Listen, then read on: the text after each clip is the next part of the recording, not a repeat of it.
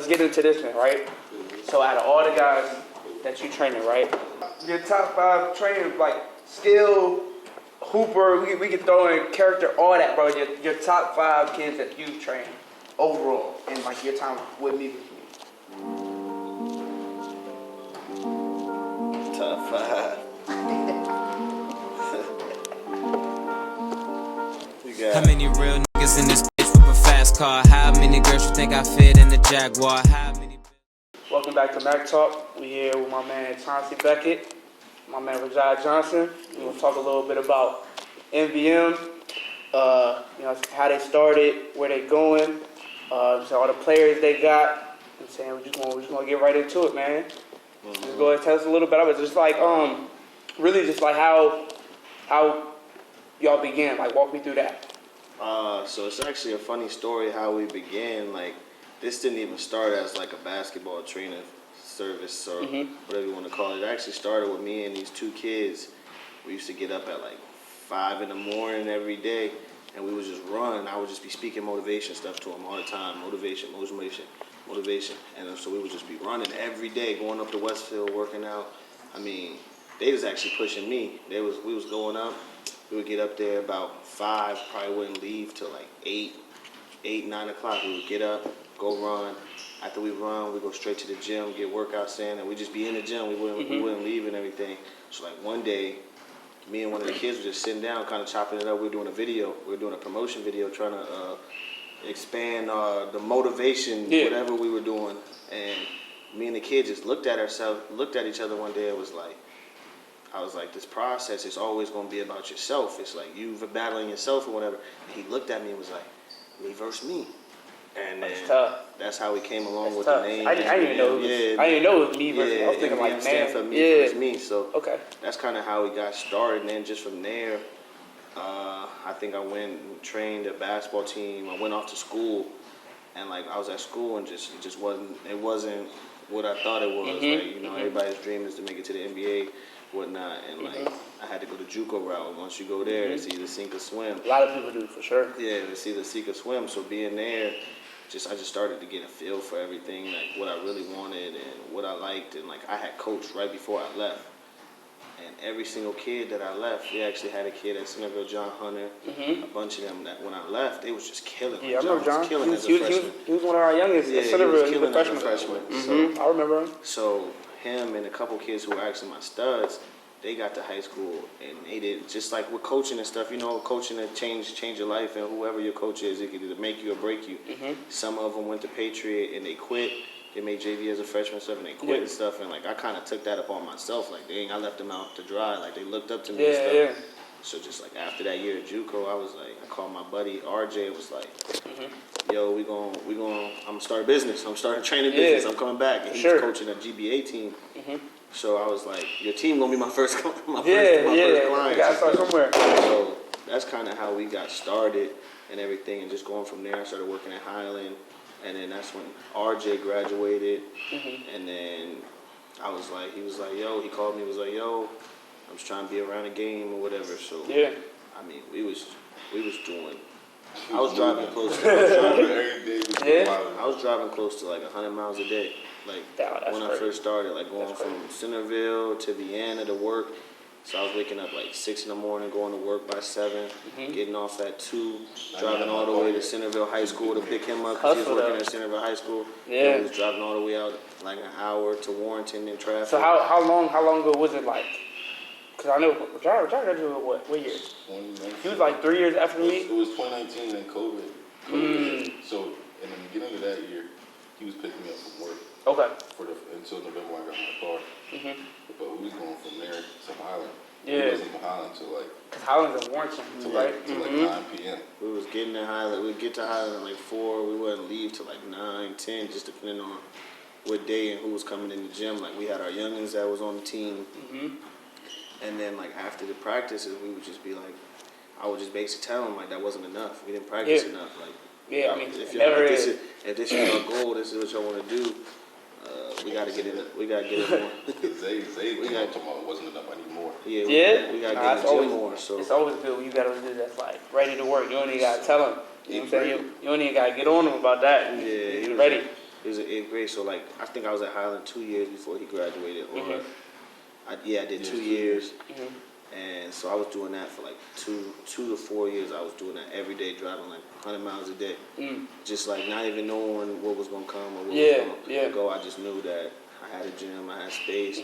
I mean, I was training kids that, man, I was training some kids out there in Warrenton in the first couple of innings, just like grinding without knowing what the outcome was. I knew where I was going. I just didn't know. That's the thing about entrepreneurship. Like I can even relate it back to what I do, like real estate. Like a lot of times, like when I was starting, I'm driving over to Maryland, whatever, doing this, doing that for like 5 or 6 months without no paycheck. You know what I'm saying? Same thing, without no paycheck. So it's hard. So it's like you put all that time in. A lot of times you don't really see what the finish line gonna look like. But you know, you just gotta keep going, just keep grinding out through the dark tunnel. Every step, just like I told somebody this the other day, like the biggest thing about the journey is like, you know what I'm saying, I've never put my face on anybody else, but like I believe in God, and like I always feel like every time you're ready to quit, something pop up. Like if I look back, every time I was ready to be like, yo, I'm done with this, something popped up. So like the first time I said I was done with this, that's when I started training Dev and Brandon and all that. Dev and Brandon came back from school, and they would come up to Highland and work out and stuff. And then I saw Dev grow. He went from averaging like 2 points as a freshman to averaging 14 and leading his team and everything as a sophomore. So I was like, all right, maybe I do know what I'm doing. Then right when I was like, no, I'm done with this again, then that's when Highland, we recruited Zay and Pat. I met Pat, Zay, Pat, and all of them to come to Highland. Then I was like, dang, man, I'm working with them. I'm like, dang, I really know what I'm doing? Do I really know what I'm doing? That's what got crazy. Then we came out here to train. We was going from Highland at 9. Oh yeah, coming here to train. We would come here to K Sports. But busy though is good though. So we was leaving Highland, shooting here to come train at Virginia Playmakers. Shout out Coach Artie giving me that opportunity. And we was just grinding, like, and then that's when I met Dahari. Dahari was like, I see what you're doing with the kids. Like, Meetings like every other week trying to figure out. It was crazy. And then like after that, like after the Zay thing and everything and the thing, I'm like, all right, man, I'm really not good at this. That's when J-Rob hit me up like, yo, I'm about to get in the league and whatever. I'm about to do my draft. He did his pre-draft and stuff with somebody else and everything. And he hit me up. I did my first workout with him. We were at G-Dub. I had to drive. I had to leave Highland. I left from Highland, had to practice, finished at 8. Drove all the way out to DC, G-Dub. They had finished their practice about like 8:39. Coach let us in. Me and J-Rob was in the gym till about So to go off of that, like you saying, J-Rob was, like you said, working out with somebody else, and they came over to you. So like, what do you think about you and your business, man? Him be like, nah, I think I'm gonna pivot and go over to Chauncey, because Chauncey say he's doing this, he's doing that.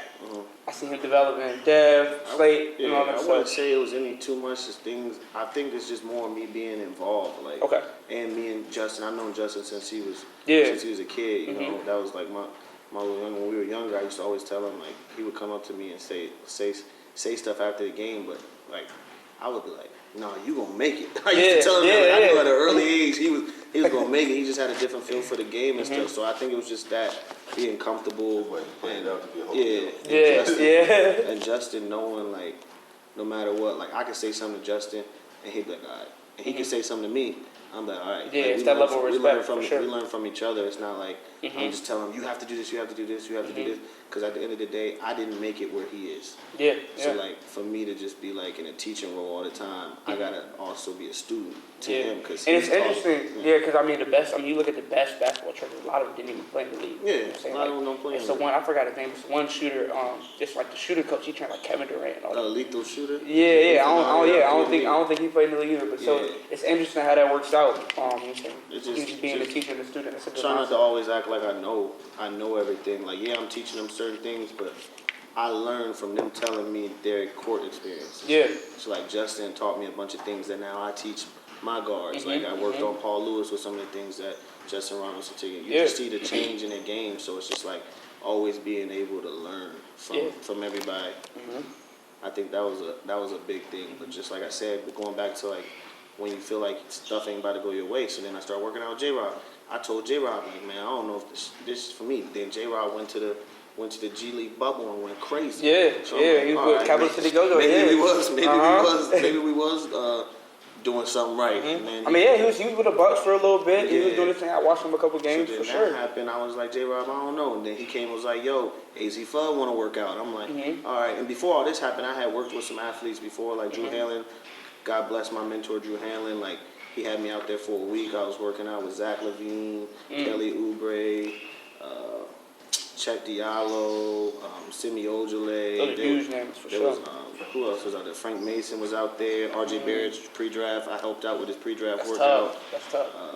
There was all types of people out there. Just I learned a liking for knowing like people that you be on the TV be like, yo, he ass. Why he in the league? Like that was how I felt about Langston Galloway till I had to guard him and work out with him. And it's crazy you see that Man, because it's just crazy because like looking at it on TV, like everybody like you look at him like, man, that's easy. You're like, why don't he do this? Why do that? And it's like, but when you actually there at the games, or you really stand next to you, like, damn, It's like, whole different. I watched Langston Galloway make.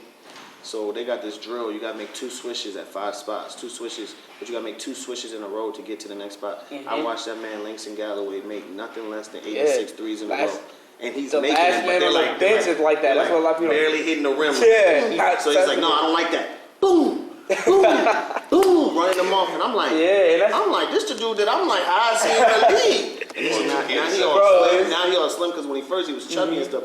But now he all slim, cut up and stuff, and just being around him, I got to see like not every NBA guy is how you think he is. Like, I mean, Drew had it like a. It's mad different. Bro. Yeah, I try to implement my stuff off how Drew had it. Like it was just like a family environment. Like they had the guy in there who does all the stretching when they walk in, and they had the camera guy. Then they had Drew Hanlon, then he had his interns. But like the athletes when they came in, he said straight up like if you an asshole, he don't want you in his gym. Like he don't want people that's coming in with like an entourage or too big name. Like if you see somebody like if they saw me and they didn't say what's up, like he gonna check you. Like for sure. Say what's for up, sure. and he don't. That's love. He about to help you out with your workout. Like, that's love. Up to because people. even to just to go off of not to cut you off, but to go off of what you were saying before, like the skill level, I feel like even in girls basketball, they mad disrespected because anybody that really even knows anything about hoops, bro, females to keep it a band like are more skilled at the game than males because you have to make up for the like athleticism. So it's like the shooting, the ball handling, like females are definitely better. You said at the actual skill of basketball than males. So it's like absolutely, 100%. That's a fact. Sure, that's a fact. Because like when AZ Fudd came in here. I don't know if I got some crazy footage of AZ Fudd. She probably missed in a whole hour, hour 30. I believe it. She probably missed like 10 shots. I believe 10 it. to 12 It shots. took like 300 of them. I mean, it was to the point where like one shot hit the rim, hit the backboard, set on the rim, rolled around, and went in. And me and J-Rob started laughing. We like, yo, she really ain't missed. Like, that's how it worked though, because we ran camp at the district, and I think every morning for those 2 weeks we ran our camp, her and Paige Beakers was in there like every morning. But then they come back at lunch, 2 of them, like just go to the back corner, work, leave, come back. I'm sitting here like, the Paige girl ain't from up here. Yeah. You know what I'm saying? So Where's she from? I don't know, but she lived here. I don't know. But she come past here 2 to work summers, and every morning in there. With Alex, 7 she been a.m., here 6 living a.m., get me here. work and leave, come back. So I That's can't. how it's gotta be. 2 days, 3 days. And for her, like, the knee injuries, you still working. Yeah. Kids out here don't want to put that much work in it. You get what you put in. Yeah, I mean, like you said, just go off of like you're saying, like a lot of people see it on TV and think that's just sweet for real, bro. It's not. It's not at all. To that basketball stuff. At all. Mental, all this stuff. Like I was just watching the Dwayne Bacon thing about how he talked about his first 2 years he was in depression because he used to be in a guy. He wasn't gonna think that he was gonna go in and be a second round. Yeah, it's a culture shock. And go in your circle too, though. Like people probably left him high and dry when he wasn't gonna hit those couple $1 million. Oh yeah, like 100%, yeah. And that's like Paul Lewis, like because Paul Lewis, class president, shout out Paul Lewis. Yeah. But when we met Paul and he had all his offers committed to Maryland, and he decommitted offer just a gut feeling told him not to. Yeah. It wasn't gonna be right. It was a dream school, so I respect the commitment. He The whole world shut him down. And when he decommitted everyone, I'm talking about, I got guys as close to me as my boys talking about, Paul ain't that. I'm like, all right, I'm telling you, Paul ain't that. But everyone just went ghost when Paul We don't talk too much about it, but just know that I think that young boy up to the something. biggest thing I've seen. You know, I have a crazy story about how I remember when I forgot what it was. Costello. I was the first. I was hooping there, and he was there. This Was before during COVID? It was close to that. I was hooping there. I was hooping there, and I remember because he was hooping there. This before I really knew who it was, and I remember I was guarding. We was going back and forth. I'm like, yo, who is? Because I ain't even hooping. This is like when I was still hooping cordial. You know what I'm saying? So I'm hooping with it, but I still got. I'm like, yo, I'm not about to let this young. So we going back and forth. He give me buck. I'm going. We going buck for buck. I'm like, yo, it's making me hot. You know what I'm saying? Then when it was said we left, so everybody dapped each other up. And I remember I saw online, everybody like, yeah, he a Maryland committed. I was like, oh, okay, that makes sense. Mm-hmm. But bro, I've seen it firsthand. Bro, it's tough for sure. Bro, it's tough. Everything he about to get, he deserved. Like, he the testament. Yeah, he the testament to just staying true to what you really believe in. And because when everybody shut him down, he could have complained. He could have been like, oh, why this guy got this offer? He didn't do none of that. I mean, he came in here and he just worked. He worked out, and it showed. Like every time, every big game, he performed. Like he gave PVI everything both times. Like everything. I'm in that thing sweating. PVI O'Connor, I'm in there sweating. Like I'm in there sweating watching because I'm the trainer. Yeah, because you train kids on both sides. This is senior night, and I'm training kids both sides. But I'm like. A lot of kids I train on the PVI team, I'm like, y'all got more years. This is really his make or break game, low key. Like that PVI game was everything. You going against a Michigan commit. He missed 4 shots. He missed 4 shots. He went 11. No, he missed 10 or 14. 4 or 7 from the 3. Hey, every big shot. Everything they needed. They won that game too, didn't they? Yeah, 27. I think he had 27, 7, and 5. Only one on the team, that's so but people still to this day, people ask me, do I think Paul is Vandy? And it's like they want me to say something. Like they want me. I'm like, yes. I've been training. Because it's not even about that. It's just about the fact that like people don't understand that like. I expect him to mess up when he get there. Yeah. Everybody else is expecting him to be great when he goes. Like they think when you get a Kentucky offer and stuff, you're supposed to go into Kentucky and be one and done. That's how it was. Yeah, that's how it is. But I'm like, people like, and so what? If he go in there and struggle, good. He gonna get better. He gets better through his struggles. Yeah. So like, I don't want him to go in there and find all type of success and get through his head. I want him to have to go in there. I think the biggest things from that story that you told, and I was definitely glad that you shared that because. The biggest thing that all athletes can really take away from that at any level is to pay attention to who's really showing you love when those dark times happen, when you hurt, you know what I'm saying? When stuff like that happens, you decommit. Really pay attention to who's in your corner, who's showing you love. For sure. You know what I'm saying? While you riding the bench and then versus the girls too, because they get lost in the girls. Yeah. Like Kenny Johnson, when I was coaching National Christian, he bring all the kids and let them know about life stuff that translates. Like with National Christian, when he brought that program back up from nothing. Wasn't nobody around talking about National Christian, but now we're playing the national schedule. Now you're playing Mount Bird. Now we're getting this love. Now we're in ESPN. He said, the people that see your phone now, 20-something games in, but they didn't hit you in the beginning of the season when they was like, y'all joke, y'all don't have a gym. That's not real love. So it's not real love at all. And stay focused on what we're building. Don't get caught up with some girls now because they want to hit your phone now. Absolutely. Because that's how you get distracted. That's a fact. And to what you said about to keep grinding, not knowing what's at the end of the tunnel, there's 2 kids. There's 2 kids, Paul being one of them. But nobody knows the next time I say. But Tyler Perkins, class of 2023, probably one of my favorite. That's in my top 5 right now. Yeah. But hey, last summer, he played the Virginia League. He played a high school game and had a whole mixtape drop. It was all accounted for. He probably like 16, all rebounds and putbacks as a 4-man. As a 4-man. Hey, and like his kids now, I love all the kids. Like, and as a kid, it's natural to complain about whatever's going on in the process, all that kind of stuff. But like, he just soaks it up. He comes in here, like he walks in, takes his shoes off, put his shoes on, bronze. He don't care what school you at, he goes at your neck. 100%. And I think every day before you're even here, unless he had school or something that he really couldn't miss, every day he was in here busting his ass. Every day. Every day, no questions asked. Drive out here. It shows. I mean, it just had 31 the other night. 21 and 12 with 22. The other day, then the game before that, 21 and 12. You'll be there watching. It's always going to show, man. It's always going to pay off, no doubt. If you really, truthfully, and faithfully putting that work in, it's going.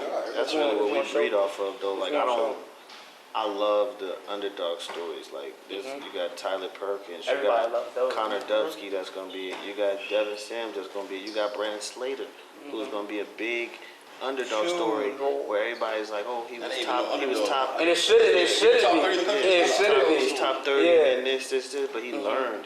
He figured stuff out. Like He's coachable, man. He wouldn't sacrifice whatever he had to sacrifice. He sacrificed a lot of money that he could have been making. Call it what you want. People want to say, all that. 100%. He was 8 years old.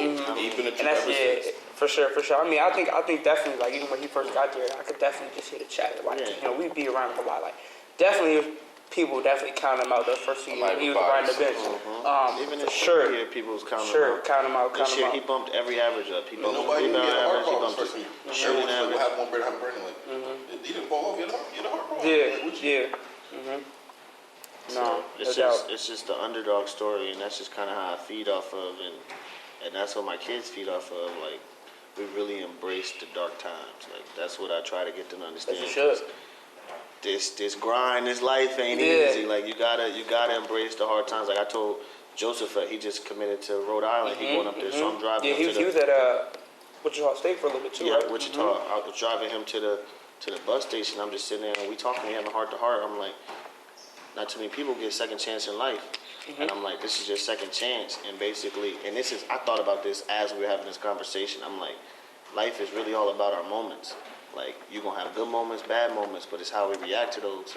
I was like, there's going to be moments when you at Rhode Island. You're going to have some good moments, and you might have some bad moments. Yeah. I'm like, if you stick through your bad moments, you're going to be all right. That's what people don't understand. Like, we hit so many bad moments, and we just, like, shut down. And it's cool to shut down for a couple days. Like, I have my moments where I'm like, whoo.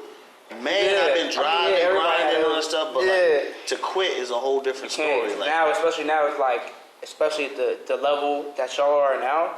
If you quit now, it's like you quitting on so many kids. Not even just that, but you quitting on a lot of kids that really look to you and need you now. I tell people, like, people don't notice. Like, I had a Texas University GA spot offered to me, a spot to go out in Spain, all that stuff, and he was in there. There was a spot down and stuff where it was good money and all that stuff, but like, it was always like, it always came back to like, I've already given too much to some of the kids here.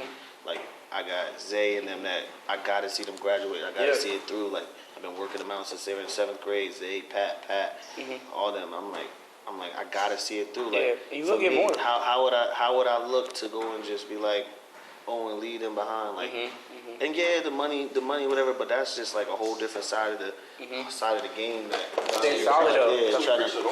A lot of people when they did that though, that's real. That's love. Because a lot of people would have saw that check, that job.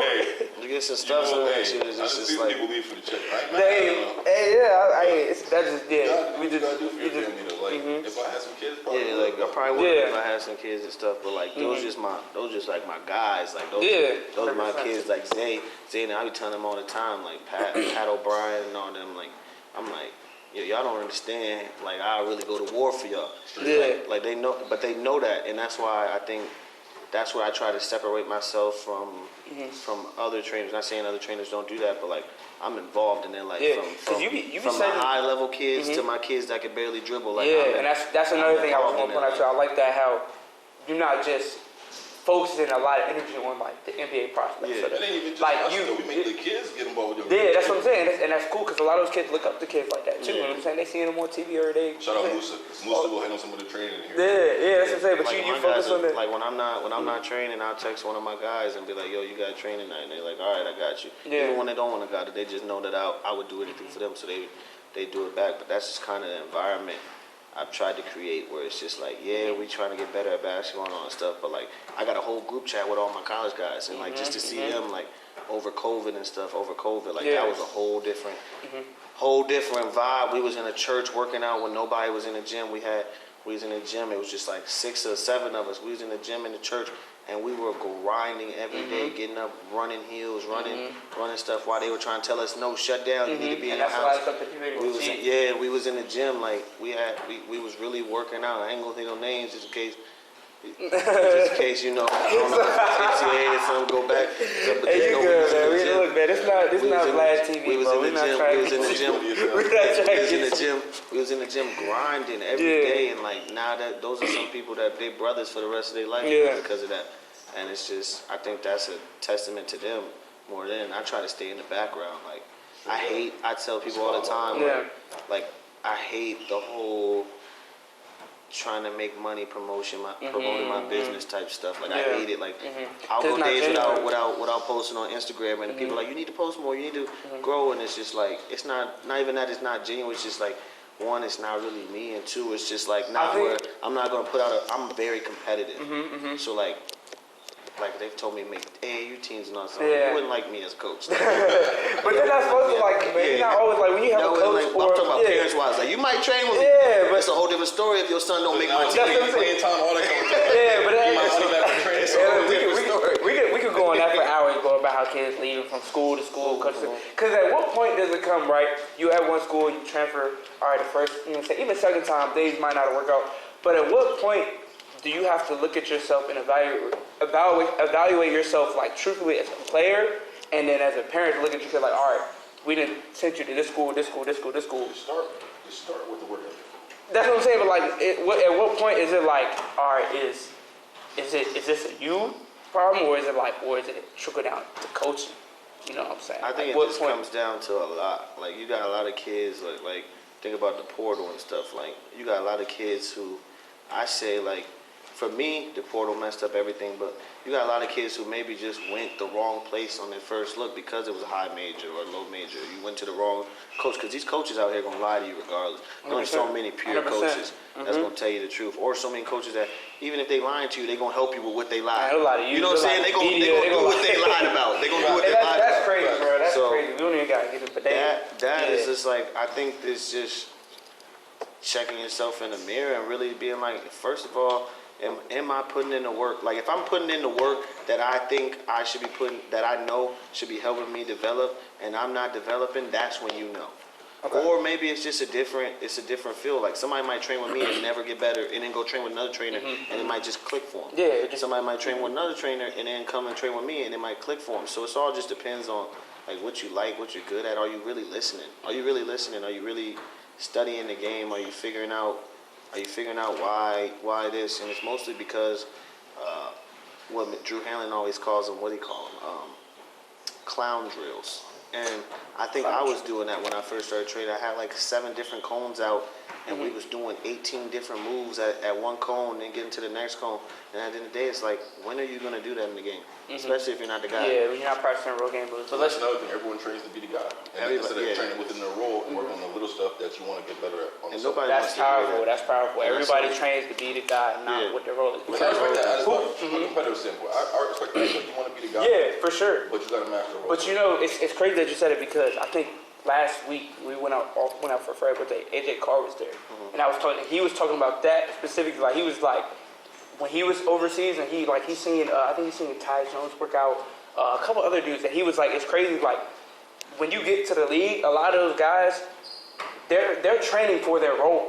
Coach Down said 95% of the league is role players. Yeah, they're training for their role. So like, if you're a 3-and-D guy, like somebody like a PJ Tucker or you would say, or like a Jason Bridges, like, you're training for defense, and then if you have a corner shot, you're taking 1,000 corners. Like, you're not even shooting at the top to keep like no screen. Not run. Like, you have like you practicing for your role. You know what I'm saying? Like, it's almost like when you're going up for a job, you're preparing yourself for whatever job you're going to get. And kids say, I don't want to do that role, I'm not going to do that. But in the league, $4 million, you're going to do that. You're going to sit in the corner and shoot threes, and you better make it. I want to bench for $1 million. A lot of people won't. That's a big thing I learned from Drew Hanlon. Like, I went into his workouts, and I'm like, he's like, I haven't seen a cone in forever. He's like, had people doing decision-making drills. Like, Chet Diallo was working on catch and shoot and decision-making. So he would catch the ball, and it would be us set up. And if somebody he had to hit that read. If that happened, and then we were playing the 12 or whatever. Yeah. So he makes the right read, he gets a point. We stop him, we get a point. So I'm like, dang, like, what type of, he really had it down to a science. Like, everything was a science. Kelly Oubre came in, he was like, oh, if you want it was right before he got his fat contract. He's like, he told him, he was like, you're gonna get whatever you average this year. He averaged 19, he made 20 mil that year. He averaged 19, made 20 mil. That's crazy how that works. He's like, whatever you average is what you can get. But Kelly Oubre came in. Yeah, I know. When he was with the Wizards, right after he leaves the Wizards, though. Why does that always happen? After they leave the Wizards, bro, they want to go turn up. That made me so mad, bro. Kelly Oubre was really in there doing 30 to hour minute long workouts from the foul line, literally just working on his wrist control. Yeah. He would come in, dude would stretch his wrist, then he would go and he would literally just shoot at the foul line and just shoot. Because that's his game. Let's get into this one, right? So out of all the guys that you training, right? You gotta give me a top. Your top 5 trainers, like skill, hooper. We can throw in character, all that, bro. Your top 5 kids that you train overall, and like your time with me. Top 5. You got. And don't got me in order. You got Justin Robinson. Okay, I like that one.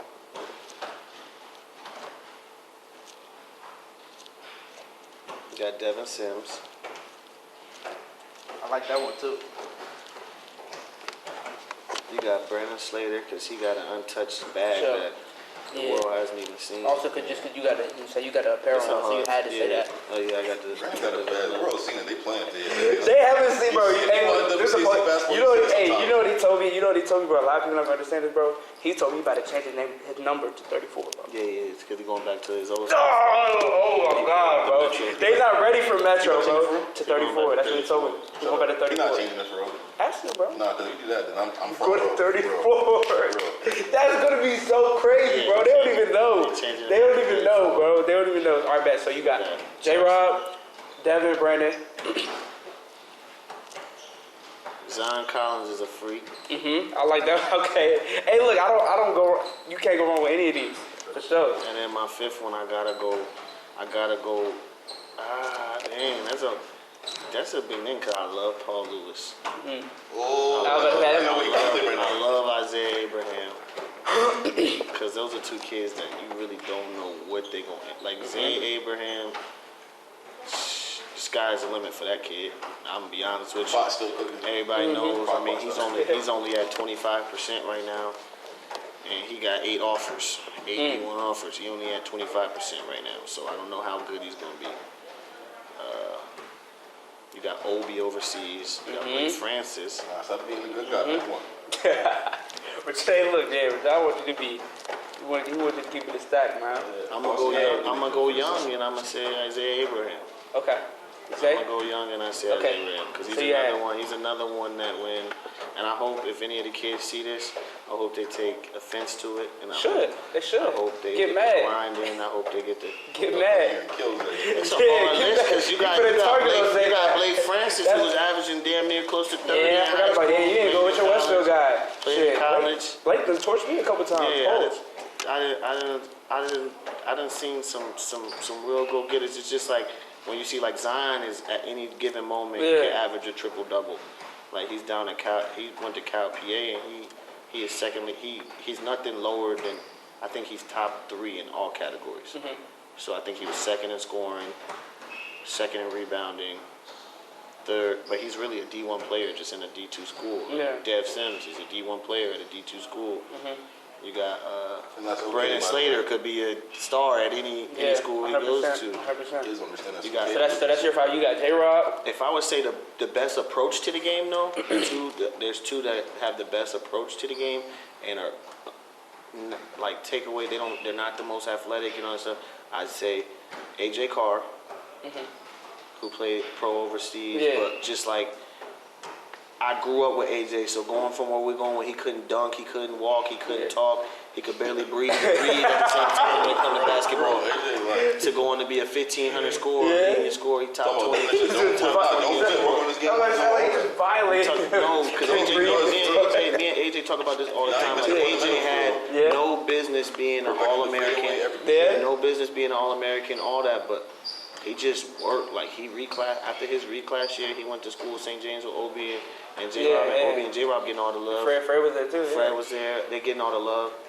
AJ was just like in the background doing the little stuff, and like still to this day, like he's done hooping. He works out with. So we'll take that as an honorable mention, right? So you had Slate, Dev, J-Rob, who else you had? Zay, and Zion. Zion Collins. All right, boom. So RJ, who you got? Kids is watching too. Yeah, Keep that on your kids. The kids is He watching. should have gave me a kids is buy level. Like I could have gave you the top 15 or something. Buy level. Go ahead, I bro. got Paul Lewis, Tyler Perkins,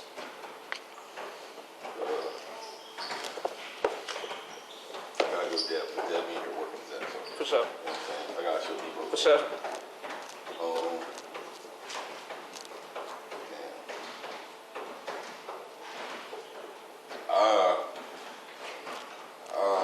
I'm gonna be nice, cause my boy graduated. Nah, we don't want nice, My bro. boy graduated. We don't want My boy nice. graduated today, Takeo Carpenter. We don't want nice, bro. We want. Because when he in here, he had to finish up some schoolwork, so he graduated. I said, that's okay, because I Alright. know his kids too. I can bet with that. But when he was in here, he used to tell me, hey, we going to Chauncey? I'm going to Chauncey tomorrow. When I go to Chauncey, I drop 30 next game. Yeah? Hey, he came to Chauncey, I think it was morning of or day before the O'Connell scrimmage. He didn't shoot his first shot until I think 5 minutes in, something like that. Chauncey in the crowd, I'm on the bench. His first shot come from half court wall. First shot was half court, Yeah. late shot clock. He got Shot the clock mask, going all I on. see is Chauncey eyes. Yeah? First shot from the O. Look, I'm talking about him and Mike. Like 3 seconds on the shot clock. He just caught it. And like, you talk about That's bold. D1 kid doing D2, that's a D1. That's doing bold. This shit, but that's a D1 talent right there. That's bold. He can score the ball for him. So you said Paul? Paul, Tyler, Deb, Takeo, and 5. I'm gonna go with Deshaun right now. Huh? Deshaun. Cut from PGI? Yeah. Okay. Deshaun in him all the time now too, and you can see his maturity picking up, and taking the game. Yeah, I seen him It's here a a couple hard, times. it's a hard, And I that's really- what I'm saying. It's a hard list to And I say. really left out Because you Ben, guys- Pat, So Zay, that's and your Pat. honorable mentions then. No. I just want to piss them off so they come to the gym now. They got all different. See, nah, you can't say that. You got Connor Dubsky. Yeah. You got They kids that's like I got text messages in my phone right now telling me Paul Lewis was a D3 guy. Yeah. Connor Dubsky's a D3 We guy. love that though. That's You The got ball center was crazy. Tyler's a we D3 love that guy.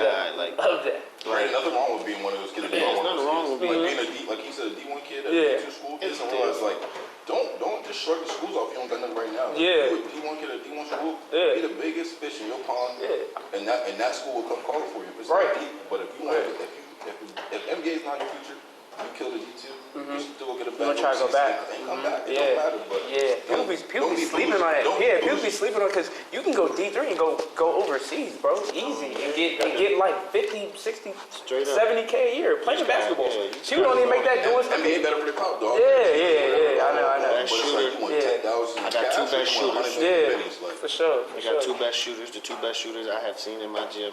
Three. I gotta get 3 because there's Matt. There's Matt Beck. Yeah. There's Connor Dubsky. And there's Jason. I was about to say, Jason you got it though, Jay, but I was about to say, Jay, I ain't gonna hold you, To bro. this day, I've been keeping it stacked with you. I walked in the gym for a whole week straight. When I say I walked in the gym, and out of 800 shots, he was shooting Bro, over 85%. Bro, he broke the record at CNU after like two seasons. That boy got a ratchet. I've never seen somebody. I never walked on a gun and seen 91%. Of 753, you shot 91%. I was just about to say, bro, Nah. out of all the people I really like hoop with, I'm not like, see, like, out of the people I've actually hoop with for real, like in my circle, he probably the best shooter I know personally. Yeah. Like I crazy. tell people to this day, like, Crazy. don't let him wake up one morning and be 6'4", 6'5". Because he's Oh in yeah, the NBA. D1, He shoot. D1, JJ Redick, Kyle Korver, easy. Duncan Robinson, he got that extra year. Hey, look, if Duncan Robinson getting 90 mil, Jay Butter better get 50. Because he Guaranteed. shoots the piss out the ball. For sure, man. But look, 100%. we gonna wrap it up there, man. I know we can go all day talking about this, man. But definitely appreciate y'all coming through to the pod, man. Showing love. No doubt. Back in the day, man. Yeah, bro. Yeah. How many real niggas in this bitch with a fast car? How many girls you think I fit in the Jaguar? How